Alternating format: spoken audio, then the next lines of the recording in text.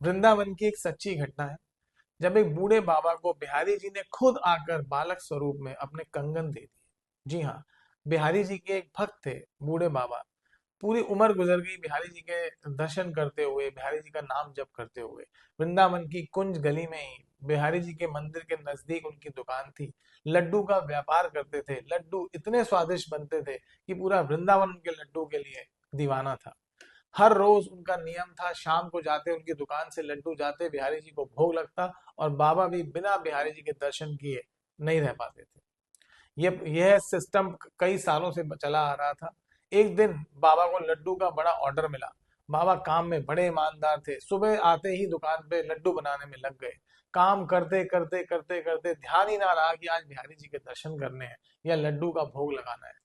जब शाम हो चली, रात हो गई, जब बिहारी मंदिर बंद करने का समय आ गया, तभी बाबा को ध्यान आया, अरे लड्डू तो मैंने बना लिए, काम तो कर लिया, बट कैसा अभागा निकला, मैं आज बिहारी जी के दर्शन नहीं कर पाया। खुद को मन ही मन बड़ा कोसने लगे कि कैसा अभागा है तू, काम के पीछे अपने प्रभु को, अपने ठाकुर को भूल गया।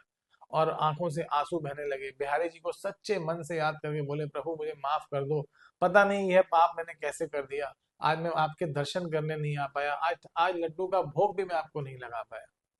यह सोचते सोचते ही मन में अपनी दुकान बढ़ा रहे थे कि तभी पीछे से एक बहुत सुंदर सा बालक, एकदम सांवला सलोना रूप आया और बोला, बाबा लड्डू मिलेंगे क्या, बड़ी भूख लगी है मुझे।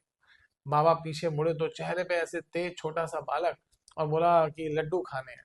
बाबा ने कहा, हाँ हाँ बेटा आओ, जो जितना तुम्हें खाना है दुकान से ले लो, लड्डू बना रखे हैं। तो बालक बोला, नहीं बाबा ऐसे ना लूंगो, मोल लेना पड़ेगा मुझे लड्डू को।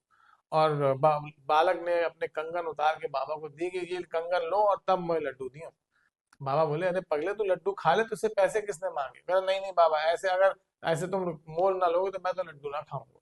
अब बच्चा जिद पे अड़ गया। बाबा को लगा चलो अभी कंगन इसका मन रखने के लिए ले लेता हूँ, जब ये लड्डू खा लेगा तो कंगन इससे वापस कर दूंगा। बेचारे बच्चे को भूख लगी है तो उसको पहले लड्डू खाने देता हूँ। बाबा ने कंगन लिया, जो ही कंगन लिया बच्चे को लड्डू दिया। बाबा पीछे मुड़े अपना दुकान बढ़ाने के लिए, इतने में वापस देखते हैं कि बच्चा वहां से गायब है। बाबा हैरान कि इतना सुंदर सजीला बालक कहाँ चला गया एकदम।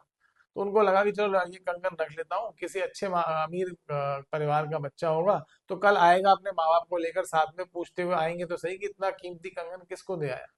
और बाबा के मन में बस उस बच्चे के ही स्वरूप का बार बार ध्यान, कि पता नहीं वो बच्चा कहाँ से आया था, अकेला कहाँ भटक रहा था, क्यों उसे भूख लगी थी, सुबह से उसने क्यों कुछ नहीं खाया था। बाबा बस यही सोचते जा रहे थे।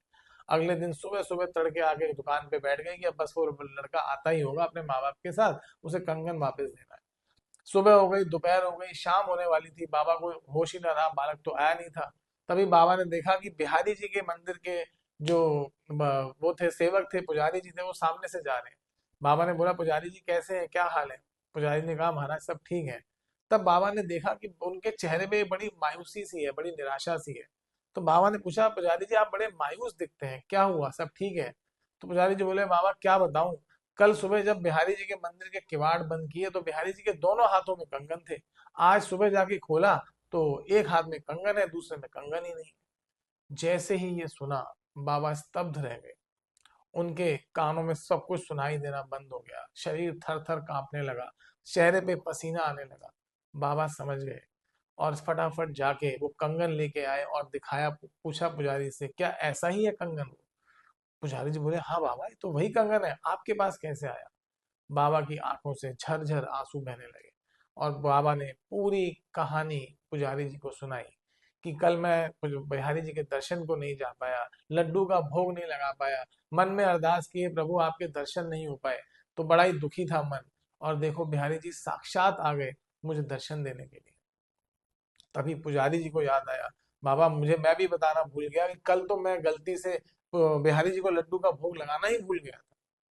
तो ऐसे हैं हमारे ठाकुर जी, अगर आप सच्चे मन से उन्हें याद करते हैं, वो किसी भी क्षण आ सकते हैं आपको अपने दर्शन देने के लिए। तो यदि आपको ये कहानी पसंद आई हो तो मेरी वीडियो को लाइक कीजिए और कमेंट सेक्शन में लिख दीजिए, जय श्री कृष्ण।